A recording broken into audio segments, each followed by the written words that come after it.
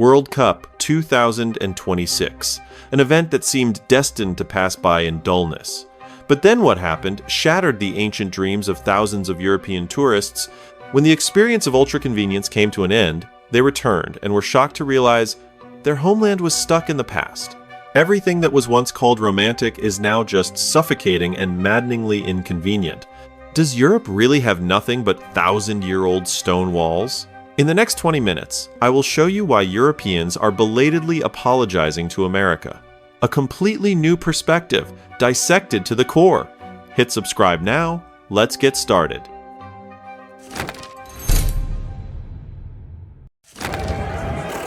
This is roasting. 35 degrees Celsius. I've taken all my pictures outside and I'm like, I just need to find me some shade. And I just want to experience what it's going to feel like to actually walk into the stadium, to feel the air conditioned. Oh, this is glorious. Absolutely glorious. It's like stepping into a fridge. Living the dream. Look at this guy's expression. He described the feeling of stepping from the 5 degrees Celsius heat outside into the 80,000-seat stadium as if stepping straight into a giant industrial refrigerator. He even humorously said, "If all the football stadiums in the world turned on air conditioning like this, the English team would definitely win the championship because they are used to playing in cold weather." But behind that refreshing joke lies a very bitter truth. More than 1,300 deaths could be linked to Europe's record-breaking heatwave, according to the World Health Organization. 1,000 of them were in France, many over the age of 65, but the number is expected to rise. Temperatures have topped 40 degrees Celsius in Germany, France, Poland and the Czech Republic. In some parts of Europe, the blistering conditions have disrupted power and forced schools to close. When you look up the actual health statistics, you will be startled. The number of deaths related to record heat waves in Europe each year is even higher than the number of victims of gun violence incidents in the United States. On one side is the issue of Social Security that the media mentions daily, while on the other side are the silent losses that occur right in the homes of people every summer. And it is the European tourists, after experiencing the weather-controlling infrastructure in the US, who are shocked to realize this contrasting picture. Do you know anyone personally who has AC in their house? I don't know a single person. Don't know a single person who has AC in their home. Not at all. I read a study that said 20% of homes in Britain have air conditioning, and I just don't believe it. I don't believe that that's true. I just Googled it really quickly. 88 to 90% of US households have AC. It would be so rare to be in someone's house without AC. So rare. Yeah. And what you guys have done is embraced the in-window air conditioning unit. That's right. Do stores even sell any of these things there? Could you get it on Amazon? Like, is anyone sort of like experimenting with AC? These things are available. Right? Okay. The reason why I think we are incredibly slow on the uptake, and maybe this is going to change because these heat waves obviously are becoming more frequent. While Americans consider air conditioning a basic standard of living, 90% of households have it, the British see it as an unnecessary waste. This contrast arises from the temperate maritime climate of England, where scorching hot days are usually few and far between. Moreover, Europeans often give many reasons that sound very romantic. Oh, our house is an ancient architecture of hundreds of years. Installing air conditioning would ruin the street's aesthetics. Or, using air conditioning consumes a lot of electricity. Opening windows to welcome natural breezes is the way to live green and sophisticated. Oh, our house is an ancient building, hundreds of years old. Installing air conditioning would ruin the aesthetic of the street. Or, using air conditioning consumes a lot of electricity. Opening the window to let in natural air is the way to live green and sophisticated. But to be honest, when the outdoor temperature soars to 40 degrees Celsius, that breeze from the open window is no different from a high-powered hairdryer blowing straight at your face.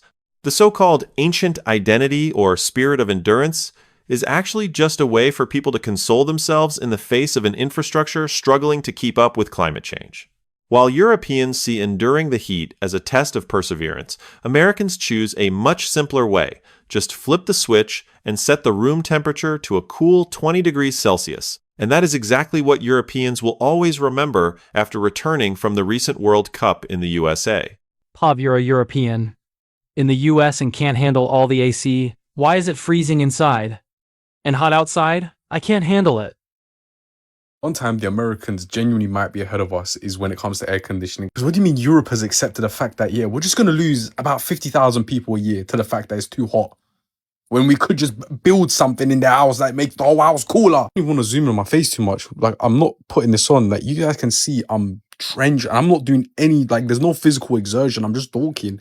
And my room is boiling. Like, as soon as I'm done filming this, I'm going to run outside because it's that hot. And this is the key point that makes the difference in mindset between the two sides of the Atlantic.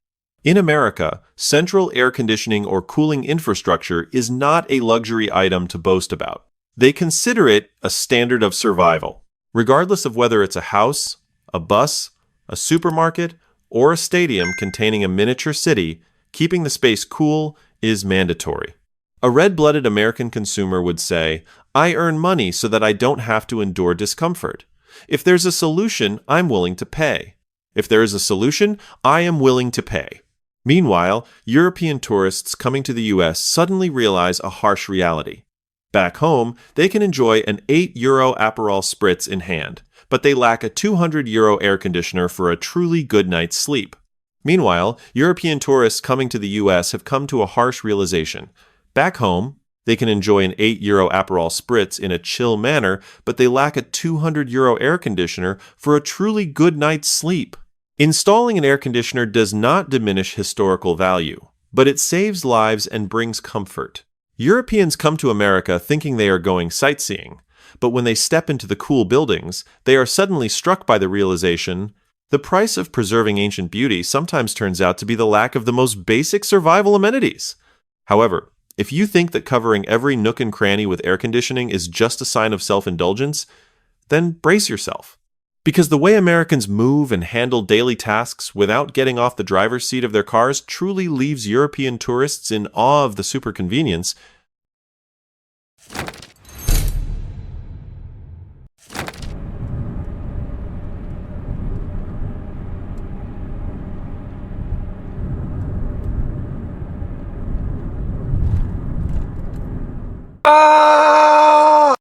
This doesn't happen in Spain.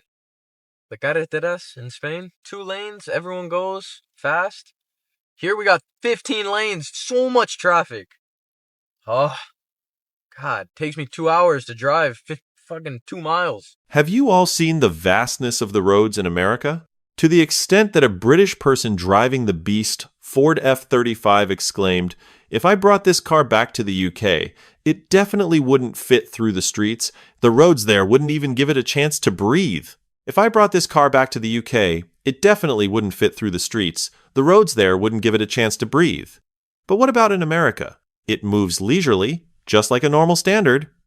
So one really great thing I find about America is how big your roads are.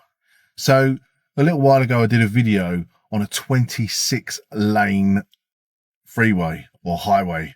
And it's over in Texas, and I didn't think it was real, so I asked you lot, and everybody told me about it, and it turns out it was real. So how cool is that? But even in general, your roads are just so big and wide, and obviously you've got much bigger cars than we have, but let me just show you. I call this the hold your breath while opening the car door test. In England or France, every time you park in a public lot, it's a circus performance. You have to contort your body, bend and twist, squeeze through a gap of just a few centimeters to get out because you're afraid your car door will bump into the car next to you. And in the US, the parking lot of Walmart or Target is as spacious as a Hollywood film set. You can swing all 4 car doors wide open and still have a full meter of spaciousness left. On one side is a life and death struggle measured in centimeters. On the other side is absolute relaxation. Actually, if we look deeper into this story, we will find a very historical reason. Most European cities were formed centuries before the first car was invented. The ancient cobblestone streets, the closely knit houses, bring an extremely romantic classical beauty to the postcards. But that very glorious history is creating a spatial trap that is hard to escape. The old town cannot be demolished and expanded. Houses cannot just suddenly expand. The population is increasing day by day, leading to people having to compete for every bit of living space. The streets are narrowing, parking spaces have become rare, and a private garden for children to play in has naturally turned into a luxury item reserved for the super rich. Europeans have become masters at adapting to cramped spaces.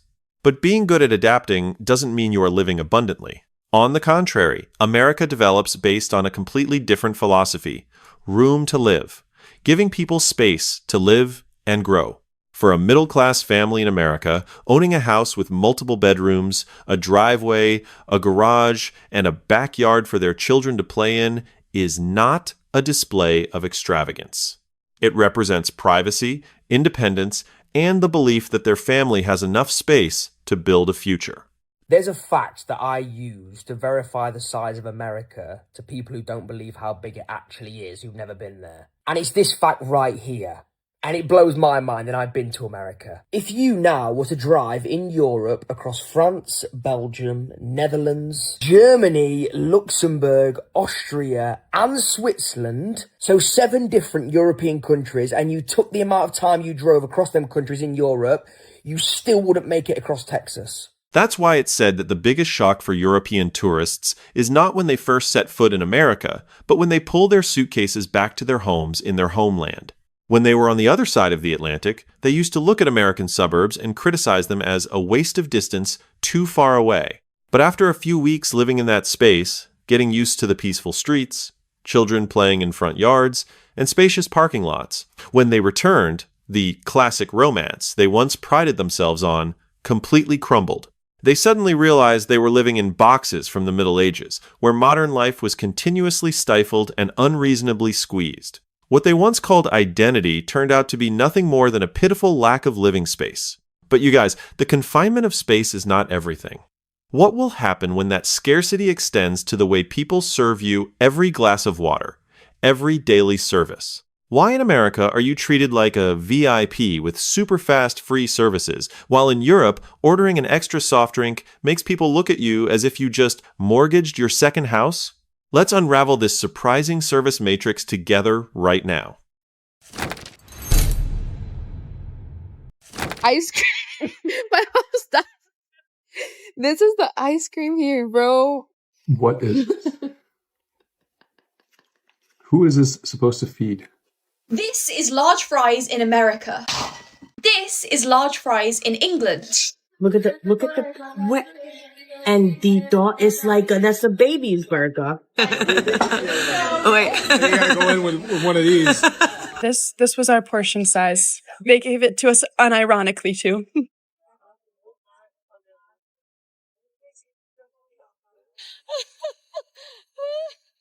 She goes, no.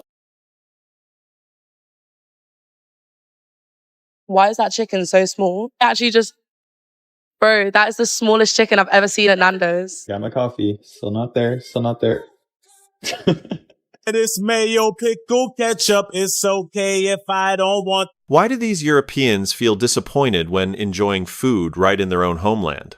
There is an experience that any traveler who has been to Europe must sweat bitterly. You just walked under the scorching sun, entered a restaurant in Italy or Germany, ordered a refreshing drink, and received a tiny 330 milliliters glass bottle of water along with a bill of 4 to 5 euros. Want to use the restroom at the train station? Hand over another euro. But what about when we go to America? Everything turned 180 degrees? As soon as you sit down, a huge glass of iced water is already on the table, completely free. Not to mention the free refill culture, endless refills. You only pay for the first glass of Coke or iced tea, and then, every 6 minutes, the server appears to refill your glass. An English tourist exclaimed something extremely valuable. In England, if you dare to ask for an extra Coke, the server will look at you as if you just asked for a second mortgage on your house. And in America, they appear continuously like guardian angels of refreshment. This difference is not just a few sips of water, but a whole mindset about respecting the minimum biological needs of humans. But that's still not the most attractive thing in America. Look at this. Many Europeans often look at the dense drive-through system in the US and scoff, "Oh my, Americans are so lazy. Lazy to the point of not even getting off the driver's seat." But if you look at it from the perspective of economic efficiency and time management, you'll see this is a pinnacle of optimal infrastructure. In the US, Drive-thrus are not just for hamburgers or fries. They turned it into an operational philosophy. Do you want to withdraw money or make a deposit? Drive your car to the bank's drive-thru and pass the documents through the automatic pneumatic tube. Do you need to pick up a prescription? There is a drive-thru pharmacy. Returning library books or donating old clothes. Just roll down the window and it's done. Let's see how a Chick-fil-A store handles the drive-thru during peak hours. Dozens of cars line up, but the staff move in sync like programmed characters, and you receive a hot meal in just 2 minutes. That's not laziness. That's how Americans protect their most valuable asset, time. If you also find it super convenient to handle everything in 10 minutes right in the car, remember to hit like and subscribe to the channel so you don't miss out on these down-to-earth perspectives. And this is the bitter truth that Europeans have to face when they end their vacation in the US and return home. In England and Germany, traditional bank branches and pharmacies are closing down en masse. To make a simple transaction or pick up a prescription, you have to struggle to find a parking spot, walk in the rain or under the sun, and then stand in a long line on the sidewalk. While in the US, the transportation infrastructure is designed so that you never have to stop. You can sit on a comfortable leather chair, sip on an iced coffee, and finish 3 tasks in just 10 minutes. Europe often prides itself on thriftiness and meticulousness, but they are wasting something that no one can buy back, the time and comfort of the people. They force people to serve the rigidity of the system instead of building the system to serve the people. But the abundance of American services doesn't stop at a glass of soda or a car window. What will happen when you step into an American supermarket and face a peanut butter aisle stretching 20 meters? Why does the initial overwhelm from too many choices turn into a craving that makes European tourists not want to return? That astonishing consumer picture will be revealed in the next few minutes. There is an extremely humorous situation that any European tourist stepping into an American supermarket for the first time must experience. It's the feeling of being visually assaulted by the outrageous abundance. Imagine this. In England or France, you are used to buying small, cute, half-liter or 1-liter cartons of milk that last a few days. But in America, the minimum standard on the shelves is 1-gallon milk jugs that's nearly 3.8 liters. They don't buy a few small packs of medicine, they carry whole jars of 500 large Tylenol. A European friend stood in front of the endless shelves, scratching his head and exclaiming in a mix of laughter and frustration, "I came in here just to buy one item." But America laid out 40 different versions of that exact item in front of me. At first, it's easy to laugh and label this as just another example of American wastefulness or ostentation. But living with it for a few weeks, you will realize that behind those endless long shelves lies a profoundly deep consumer philosophy. Why is there this strange difference? Let's look at the market planning perspective. In Europe, the domestic markets are smaller, the retail space is limited, and there is a strict cultural tradition regarding products. Gradually, the system inadvertently imposes a common denominator. People tend to use the exact same basic products. If you want something too different, you will have to search for it very hard on your own. In contrast, American consumer culture is built on a core assumption. No two individuals are exactly alike, and consumers do not necessarily want the same things. In the US, restaurants encourage you to customize the ingredients of your meal. They ask you what sauce you want, which side dish you prefer, how well done you want it, and what size drink you want. The fierce competition between businesses forces them to constantly innovate, specialize, and offer more choices. Because they know that if they don't cater to your taste, there will be a store across the street ready to do it faster, cheaper, and more to your liking. The abundance that European tourists initially see is, in fact, the pinnacle of respecting each individual's right to self-determination. Is this part correct, everyone? If you also enjoy the feeling of freely customizing your drink or meal according to your personal taste, hit the like button and subscribe to the channel so we have more motivation to create more spot-on analysis videos like this. And the bitter truth only truly knocks when the initial uniquenesses fades away, giving way to convenience seeping into every habit. When they got used to knowing exactly how their food was prepared, got used to discovering convenient products they never knew existed, European tourists returned home and exclaimed in astonishment. At first, these complicated choices drove me crazy. But now that I'm back home, I wonder how I can continue living with only 3 choices. But now that I'm back home, I wonder how I can keep living with only 3 choices. The freedom of choice in America is not just about having 50 types of cereal or 20 ways to order coffee. Choice in America is not simply about having 50 types of cereal or 20 ways to order coffee. At its core, it reflects the American character, the expectation that each individual has the right to decide what makes them most comfortable. When leaving America, what Europeans miss is not the jars of peanut butter, but the familiar and respectful question, how would you like that? When leaving the US, what Europeans miss is not the jars of peanut butter, but the familiar, respectful question, how would you like that? However, if the conveniences of supermarkets or urban services are enough to amaze tourists, if the supermarket amenities or urban services are already enough to amaze tourists, the most surprising thing lies in what the Americans have deliberately not built upon. How can a country famous for its giant supermarkets and industrialization possess such magnificent, pristine, natural areas that make anyone standing before them feel so small? Imagine you are a tourist from England or France, strolling along the sidewalk when a taxi glides by. You glance inside and are astonished to realize there is no driver. The steering wheel turns by itself, and the car knows to slow down to give way to pedestrians. Right next to it, an automatic food delivery box is buzzing on the sidewalk, perfectly obeying traffic lights. The British tourist in the clip, after witnessing this scene, exclaimed a bitter yet extremely valuable statement. When we see these technologies operating daily in the US, we feel as if all of us Europeans are people from the past. In Europe, self-driving cars and delivery robots are still topics found in theoretical analysis articles or in laboratories. But in the US, it has transformed into a familiar commercial operating system quietly serving the daily lives of the people, from one-touch toll systems, ultra-fast self-checkout kiosks, to driverless cars. Americans are quietly installing a future operating system for themselves.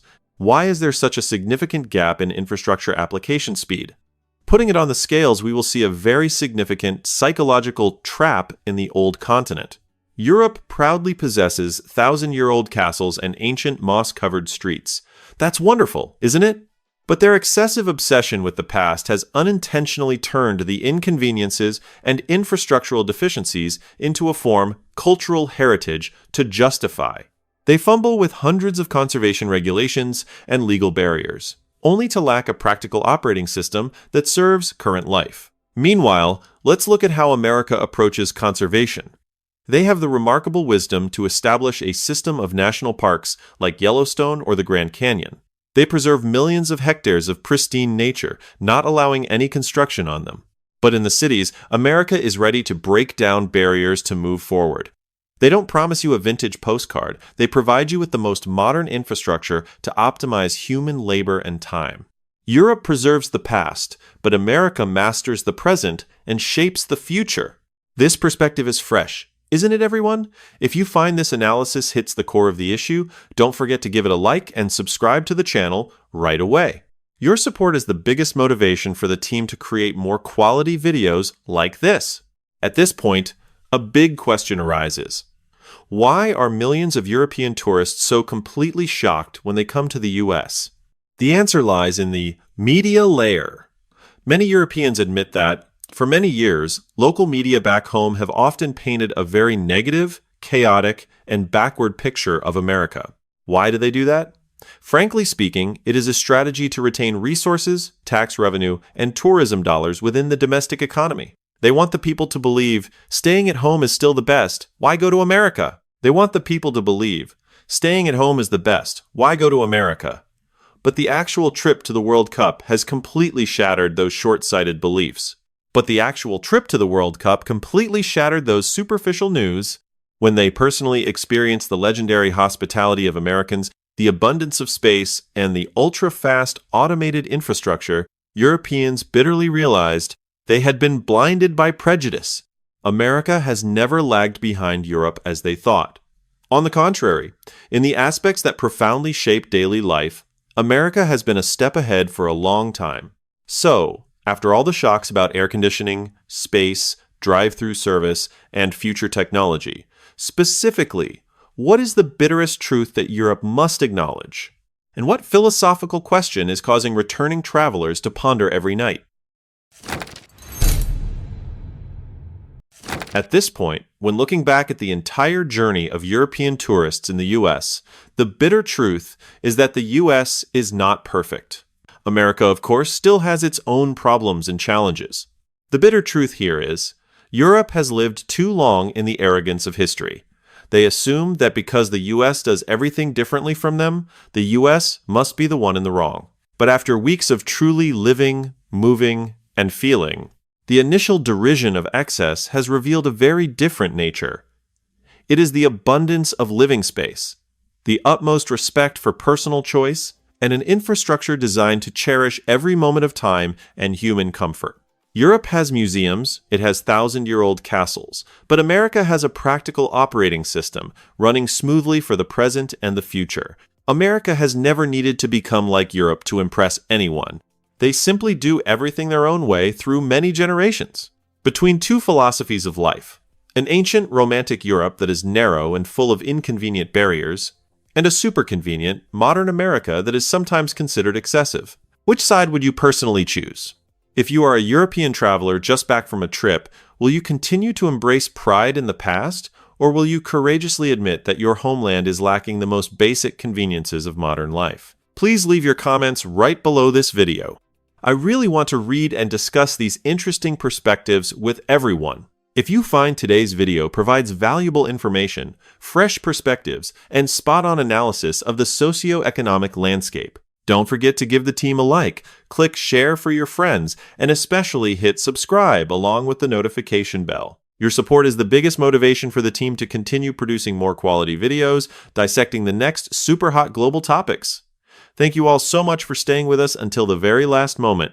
The video content is based on a compilation of perspectives, real experiences, and personal feedback from tourists and immigrants from Europe when they come to experience life in the US. All analyses and comparisons are for reference purposes, reflecting social phenomena and differences in infrastructure and service planning philosophies between countries. The video is not intended to attack, belittle, or criticize any individual, culture, or institution of any country. Thank you for watching. See you in the next videos.